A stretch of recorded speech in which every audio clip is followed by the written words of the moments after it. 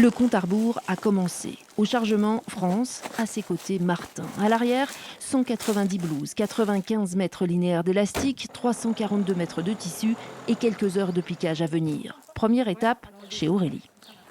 Les médecins font beaucoup de choses et puis nous, comment on peut les aider en restant chez nous, ok, mais quoi d'autre? Donc voilà, c'était... Puis mettre un savoir-faire à la disposition des autres. En moins d'une semaine et de fil en aiguille, 531 couturières au Savoyard ont piqué. 36 équipes se sont bâties et l'idée est partie de cette médecin généraliste.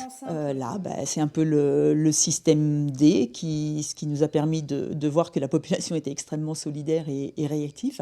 Mais oui, c'est quand même un petit peu décevant de se dire qu'on est forcé de passer par du système D et pas par une organisation déjà établie. Ça nous servira sûrement pour des choses futures.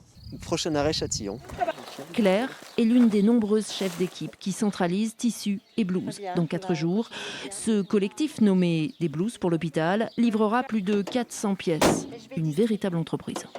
On a dû apprendre à industrialiser en fait un processus. Enfin voilà, on n'est pas sur quelques blouses, là, on est sur un volume de plus de 2000 blouses. Tous les établissements de France aujourd'hui consomment 3 à 6 fois plus de blouses que la normale. Donc évidemment, en fait, il n'y a pas le stock nécessaire, il n'y a pas la production en fait qui suit derrière pour pouvoir répondre à la demande.